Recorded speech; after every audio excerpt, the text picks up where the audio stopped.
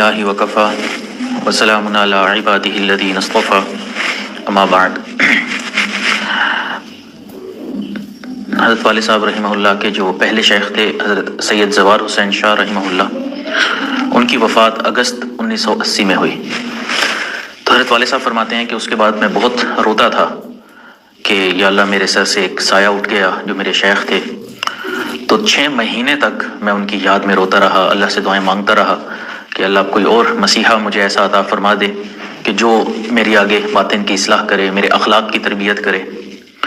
تو فرماتے ہیں کہ اسی 6 مہینے کے بعد پھر میں چکوال پہنچا، اور چکوال شریف میں حضرت مرشد عالم خواجہ غلام حبیب رحمہ اللہ سے ملاقات ہوئی۔ تو حضرت نے پوچھا کیسے آنا ہوا؟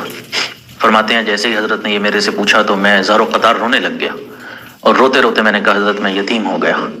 فرماتے ہیں حضرت نے بھی مجھے رونے دیا کہ یہ دل کا جو غم ہے اس بوجھ کو ہلکا کر لے۔ تو میں روتا رہا۔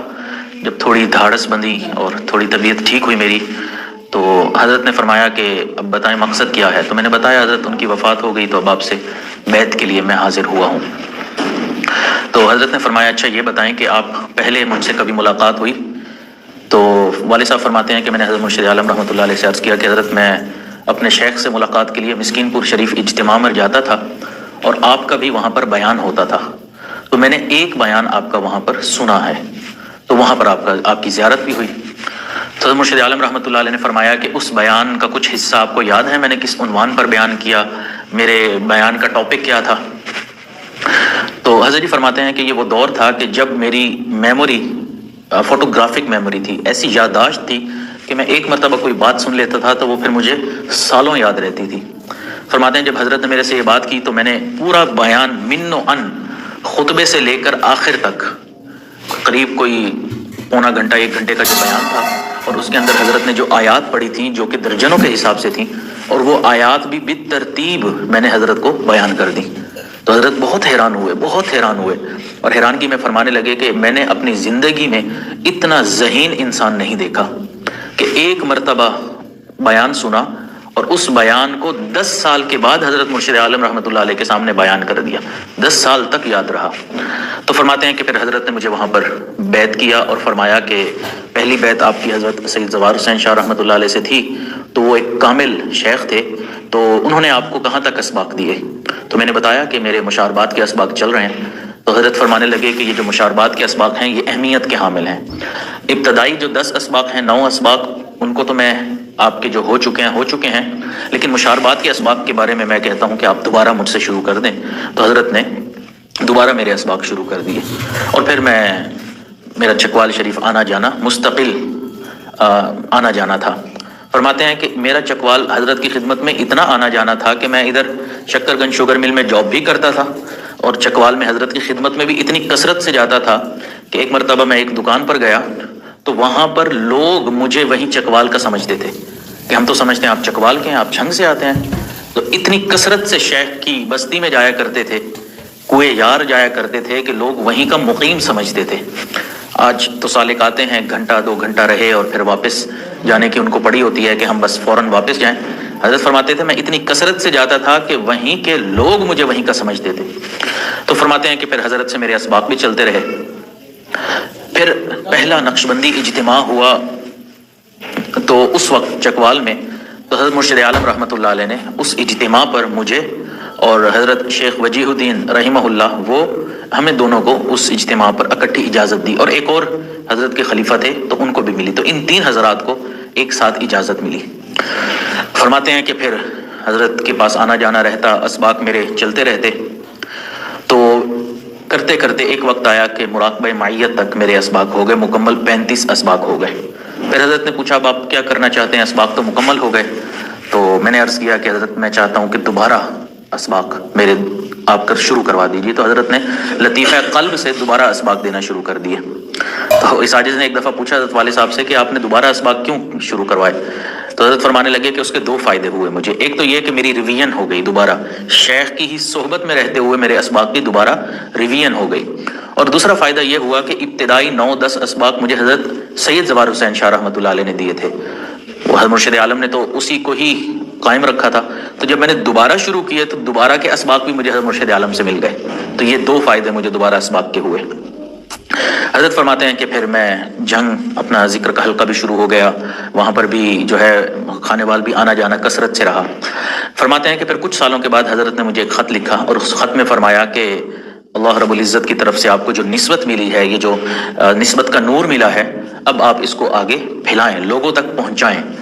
تو فرماتے ہیں کہ وہ ایک خط اہمیت کا حامل تھا.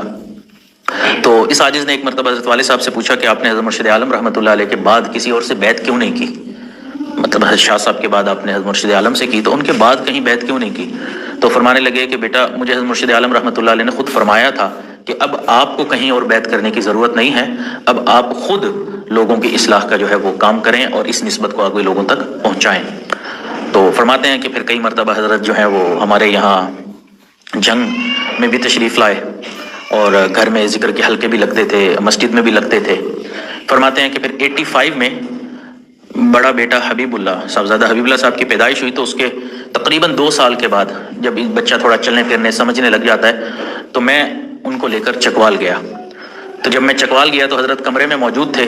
تو میں نے عرض کیا کہ حضرت یہ میرا بیٹا حبیب اللہ ہے. تو حضرت نے دیکھا تو فوراً مسکرائے اور فرمانے لگے اچھا خواجہ صاحب تشریف لائے ہیں. تو میں نے عرض کیا کہ حضرت یہ خواجہ صاحب کہاں سے آئے؟ تو حضرت فرمانے لگے کہ انسان کی جو اولاد ہے وہ کئی مرتبہ بیٹے سے چلتی ہے. اکثر یہی ہوتا ہے کہ بیٹے کے بیٹے کو سمجھتے ہیں کہ یہ ہماری اولاد ہے، اور کئی مرتبہ بیٹی سے اولاد چلتی ہے. جس طرح آپ صلی اللہ علیہ وسلم کا جو آگے اولاد والا سلسلہ ہے وہ حضرت فاطمہ الزہرا رضی اللہ تعالیٰ عنہ سے چلا، اور آج بھی دنیا میں جتنے سادات ہیں وہ سب کے سب حسنی حسینی حضرت فاطمہ سے ہی آگے چلے. تو فرمانے لگے کہ ہمارے شیخ حضرت خواجہ عبد المالک صدیقی رحمۃ اللہ علیہ کا جو آگے اولاد والا سلسلہ تھا وہ ان کی والدہ سے چلا ہے. تو اس نسبت سے میں نے ان کو خواجہ صاحب کہا.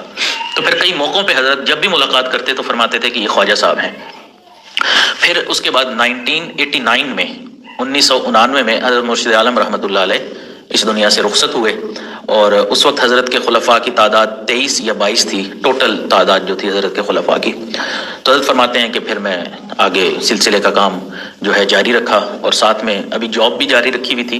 لیکن 1992 میں حضور صلی اللہ علیہ وسلم کی طرف سے ہمارے ایک ساتھی تھے منیر صاحب کراچی کے، ان کو اشارہ ہوا کہ اپنے شیخ کو کہیں کہ وہ جو آزاد ریاستیں ہیں ان کا سفر کریں، ازبکستان، قزاقستان، کرغستان، رشیا، ان علاقوں کا سفر کریں.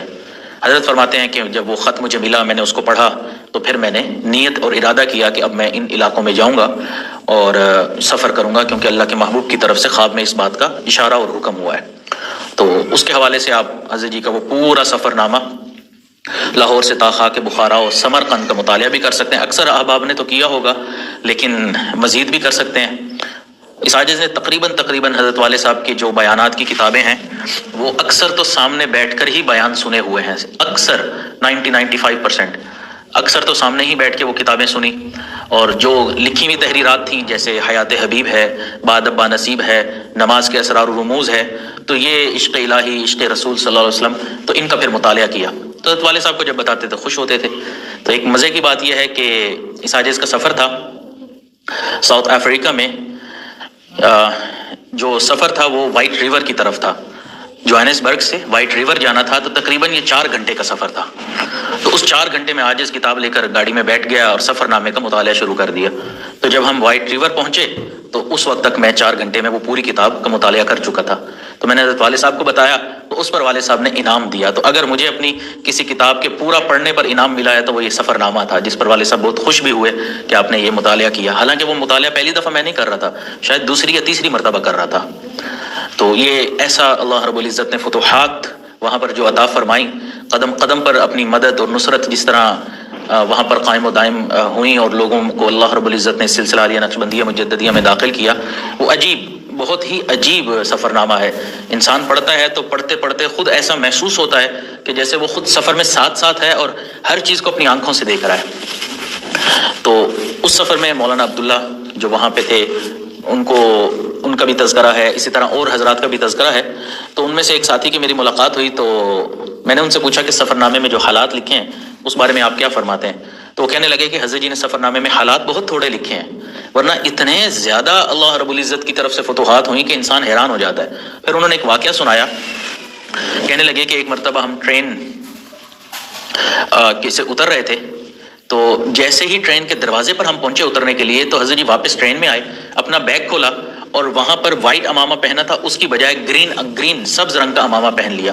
وہاں اس وقت مشائخ کا طریقہ یہ تھا کہ جو بڑے علماء تھے ان کو سبز امامہ پہنایا جاتا تھا، تو حضرت والد صاحب نے سفید اتار کے سبز امامہ پہنا، اور ہم ٹرین سے اتر کے سیدھا مسجد گئے، وہاں بیان تھا۔ جب بیان میں حضرت جی بیٹھے تو ایک آدمی نے کھڑے ہو کے جو ہے وہ جیسے جذب کی کیفیت ہوتی ہے اس طرح اس کے اوپر کیفیت طاری ہو گئی، تو اس سے پوچھا بھائی کیا معاملہ ہوا؟ اس نے کہا کہ میں نے خواب میں دیکھا ہے کہ مجھے ایک شخص کی زیارت کروائی گئی ہے اور وہ شخص بیان دے رہا ہے اور اس نے سبز رنگ کا امامہ پہنا ہوا ہے، تو اب میں مسجد میں آیا ہوں تو بالکل یہی چہرہ مجھے دکھایا گیا تھا خواب میں۔ کہتے ہیں تب ہمیں سمجھ آیا کہ دروازے سے نکلتے نکلتے واپس جا کے وائٹ امامہ اتار کر سبز پہننا یہ اللہ کی طرف سے ایک فتح تھی کہ آگے جس کو خواب دکھایا ہے اس کو وہ پورا حقیقت طور پر اللہ نے دکھانا تھا۔ تو اس طرح کے مزید بہت سارے واقعات ایسے تھے جو حضرت والد صاحب نے تحریر نہیں کیے۔ اب اسی کی ایک اور عجیب بات بتاتا ہوں کہ سفر یہ ہوا 1992 میں، 1992 میں، تقریباً 3 مہینے کا یہ سفر تھا، لیکن یہ کتاب 92 میں نہیں لکھی حضرت والد صاحب نے، واپس آ کے تقریباً 7 سال کے بعد 98 میں اس کتاب کو تحریر کیا اور اپنے قلم سے صفحہ قرطاس پر منتقل کیا اور پھر وہ پرنٹ ہوئی۔ تو اس عاجز نے پوچھا کہ اس کی کیا وجہ، آپ نے اتنے سالوں کے بعد کیوں کتاب کو لکھا؟ فرمانے لگے کہ بچہ، جب میں شروع میں سفر سے آیا تو میرے دل میں بھی ایک خواہش تھی کہ میں سفر کو لکھوں تاکہ لوگ پڑھیں گے ان کو فائدہ ہوگا، اور لوگوں کی طرف سے بھی مطالبہ تھا کہ آپ سفر نامے کو لکھیں۔ اور عام طور پر جب مطالبہ ہوتا ہے کسی کتاب کا اور لوگ شدت سے ان باتوں کو جاننا چاہتے ہیں تو انسان اس وقت لکھتا ہے کہ اس وقت کا یہ ہاٹ ٹاپک ہے، تو اس ہاٹ ٹاپک کو جلد سے جلد ہم کتاب کے اندر قلم بند کر کے لوگوں تک پہنچائیں۔ لیکن میں نے دل میں سوچا کہ نہیں، ابھی میری خواہش ہے، لوگوں کی خواہش ہے، تو میں نے اپنی خواہش پر اور لوگوں کی خواہش پر سفر نامہ نہیں لکھنا۔ اگر لکھنا ہے تو اللہ تعالیٰ کی رضا کے لیے لکھنا ہے، اخلاص کے ساتھ لکھنا ہے۔ فرماتے ہیں میں اپنی خواہش کو مارتا رہا حتیٰ کہ کرتے کرتے 7 سال کا عرصہ گزر گیا۔ اب 7 سال کے عرصے میں انسان کی خواہش دب جاتی ہے، دفن ہو جاتی ہے، بالکل ختم ہو جاتی ہے۔ فرماتے ہیں جب میں نے محسوس کیا نا کہ اب میری ذاتی خواہش نہیں ہے اس سفر نامے کو لکھنے کی، تب میں نے یہ سفر نامہ پورا کا پورا اخلاص کے ساتھ اللہ کے لیے لکھا اور اللہ رب العزت نے اس کو اتنی قبولیت عطا فرما دی۔ تو اس سے ہمیں پتہ چلتا ہے کہ اخلاص کے کس مقام پر اللہ رب العزت نے حضرت والد صاحب کو فائز کیا تھا کہ ہم سوچ بھی نہیں سکتے کہ کس مقام پر تھے۔ حضرت شیخ الحدیث حضرت مولانا حبیب اللہ نقشبندی دامت برکاتہم العالیہ ہمارے استاد محترم، وہ فرماتے ہیں کہ ایک مرتبہ مجھے فرمانے لگے حضرت دامت برکاتہم کہ مولانا میں نے زندگی میں کسی کا برا چاہنا تو دور کی بات ہے، میں نے کسی کے بارے میں برا سوچا بھی نہیں ہے۔ یہ اخلاص تھا، یہ محبت تھی، یہ اللہ رب العزت کا قرب تھا جو ان کو عطا ہوا۔ ظاہر میں تو وہ ہماری طرح ہی انسان تھے، لیکن باطن میں زمین و آسمان سے زیادہ کا فرق تھا۔ تو یہ چند باتیں تھیں جو آج آپ حضرات کے سامنے عرض کر دیں، تو انشاءاللہ اس کو مزید کنٹینیو کریں گے اور اس عنوان پہ اللہ رب العزت نے جو چاہا مزید آگے بیان کریں گے۔ اللہ رب العزت سے دعا ہے کہ اللہ رب العزت والد صاحب کو مزید بلند سے بلند مقام عطا فرمائے، اور جتنے متعلقین، محبین، مریدین، سالکین سلسلہ عالیہ نقشبندیہ میں داخلین ہیں، اللہ رب العزت ان سب کو اپنی شدید محبت عطا فرمائے اور ان کو اپنی بھی محبت عطا فرمائے اور ان سے بھی اللہ تعالیٰ محبت فرمائے۔ وآخر دعوانا ان الحمدللہ رب العالمین۔ یہ ایک تو سوالات آئے تھے تو آج نے سوچا کہ یہیں پر آپ حضرات کو ان کے جوابات دے دوں۔ ایک سوال یہ آیا تھا کہ اگر کوئی ابھی سن رہا ہے اور وہ بیعت ہو گیا تو جو لائیو میں سن رہے تھے تو کیا وہ لائیو میں سننے والے بیعت ہو سکتے ہیں؟ جی، اگر آپ لائیو بیان سن رہے ہیں اور اس کے بعد شیخ جو ہے وہ بیعت کے کلمات پڑھاتا ہے تو انسان بیعت ہو جاتا ہے۔ بیعت در حقیقت دل کی عقیدت کا نام ہے۔ اگر آپ کا ایک عقیدت ہے کسی شیخ سے تو آپ کو ان سے فیض ملنا شروع ہو جاتا ہے، کیونکہ دل آپ کا ان کی طرف مائل ہو چکا ہے۔ یہ جو بیعت کے کلمات ہیں یہ سنت کی تکمیل کے لیے ہوتے ہیں کہ آپ کسی کے سامنے عہد و معاہدہ کرتے ہیں کہ میں یہ عہد کرتا ہوں کہ گناہوں سے بچوں گا اور نیک اعمال اختیار کروں گا، تو یہ عہد و معاہدہ ہوتا ہے جو شیخ کے ساتھ کیا جاتا ہے۔ تو لائیو میں اگر آپ بیعت کے کلمات سنتے ہیں تو انسان بیعت ہو جاتا ہے۔ اور ایک یہ تھا کہ اگر ہم ریکارڈنگ میں توبہ طائب ہوتے ہیں، بیعت کے کلمات پڑھتے ہیں تو کیا بیعت ہو جاتی ہے؟ دیکھیں ریکارڈنگ میں اگر آپ پڑھیں گے تو جیسے کہ میں نے عرض کیا کہ بیعت جب انسان کا دل میں ارادہ ہو جاتا ہے کہ میں فلاں شیخ سے بیعت کرنا چاہتا ہوں تو ان کا فیض آپ کو ملنا شروع ہو جاتا ہے. لیکن بہتر یہ ہے کہ اگر لائیو وہ بیعت کر رہے ہیں یا فون پر کر رہے ہیں، یا اگر سب سے بیسٹ اور بہتر تو یہ ہے کہ اگر آپ آ سکیں اور آ کر صحبت میں آ کر آپ ان سے بیعت کریں تو یہ تو سب سے بہتر ہے. لیکن اگر ممکن نہیں ہے، ڈیفینیٹلی فاصلے زیادہ ہیں، کئی مرتبہ ایشوز ہوتے ہیں کہ ایک ملک سے آپ دوسرے ملک نہیں جا سکتے، تو پھر انسان لائیو بیعت کر سکتا ہے، فون پر بیعت کر سکتا ہے. فون پر بیعت کرنا وہ یہی ہے جیسے اس وقت لائیو آپ سے گفتگو ہو رہی ہے. اور ایک سوال یہ تھا کہ اگر ہم فقط اگر لائیو میں یا ویسے بھی کوئی شیخ آپ کو بیعت کے کلمات پڑھا رہا ہے اور آپ بیعت کی نیت نہیں کرتے، فقط توبہ کی نیت کرتے ہیں، تو کیا وہ بیعت ہوگی یا نہیں ہوگی؟ دیکھیں، انما الاعمال بالنیات، اعمال کا دار و مدار نیتوں پر ہے. اگر آپ نے بیعت کی نیت کی تو آپ کی بیعت ہوگی. اگر آپ نے توبہ کی نیت کی، بیعت کی نیت نہیں کی، تو فقط توبہ کے کلمات ہوں گے اور آپ کی توبہ ہو جائے گی. لیکن اگر آپ نے دونوں نیتیں کر لیں تو آپ کو دوہرا اجر مل جائے گا، بیعت کا بھی اجر مل جائے گا اور توبہ کا. تو آپ کی نیت کے اوپر ڈیپینڈ ہے کہ آپ بیعت کر رہے ہیں یا توبہ کے کلمات پڑھ رہے ہیں. اور یہی ہے کہ یہ ویڈیو اپلوڈ ہونے کے 2 گھنٹے کے بعد میں نے دیکھا ہے کہ بیعت کے کلمات پڑھ لیں تو کیا بیعت ہو جاتی ہے؟ وہی بات جیسے کہ عرض کیا کہ بیعت دل کی کیفیت کا نام ہے کہ انسان اگر کسی کی طرف مائل ہوتا ہے تو فیض ملنا شروع ہو جاتا ہے. لیکن بہتر یہ ہے کہ لائیو اگر آپ کلمات پڑھیں تو بہت ہی اچھا ہے. تو یہ چند سوالات تھے جو بیعت کے حوالے سے پوچھے گئے تھے. اللہ تعالی ہم سب کو سلسلہ عالیہ نقشبندیہ مجددیہ کی کامل نسبت عطا فرمائے. وآخر دعوانا ان الحمد للہ رب العالمین.